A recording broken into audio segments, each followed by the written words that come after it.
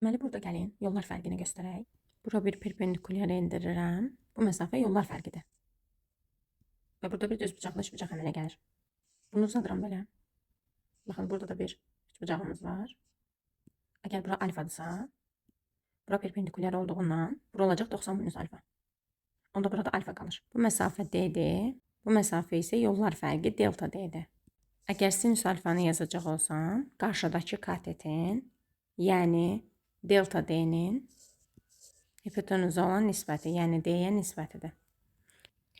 D məsafəsi L-dən çox-çox kiçikdir. Bu halda S1 və S2 mənbələrindən şüalanan işıq dalğaları demək olar ki, ekrandakı həmin bu nöqtəyə paralel gəlirlər.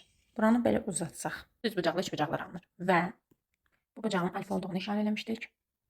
Əgər biz buranı belə uzadıb, burada da bir üçbucaq düzəltsək, düz bucaqlı üçbucaq, onda elə bu bucaqda alfaya bərabər olacaq.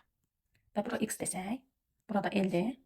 Onda tangens alfa bərabər olacaq x bölünsün L. Bucaq çox-çox kiçik olduğundan tangens alfa ilə sinüs alfanı bir-birinə bərabər götürək. Tangens alfa x böl L-dir. Sinüs alfa isə bayaq yazdığımız kimi delta D bölünsün D-dir. Maksimumla şərti üçün K lambda delta D-yə bərabər olduğundan, deməli K lambda XD bölünsün L-ə bərabər olacaq. Lambdanı tapsaq, bərabər olacaq XD bölünsün KL. A-dan B-yə qədər olan məsafəni 30 veriblərsə, onda X məsafəsi bunun tən yarısı, yəni 15 olacaq. 10 üstü mənfi 3-ə vururam. 0.1-i də 10 üstü mənfi 3-ə vururam. K üçüncü tərtib. L məsafəsində 1 veriblər, yəni 0.5 mikrometr.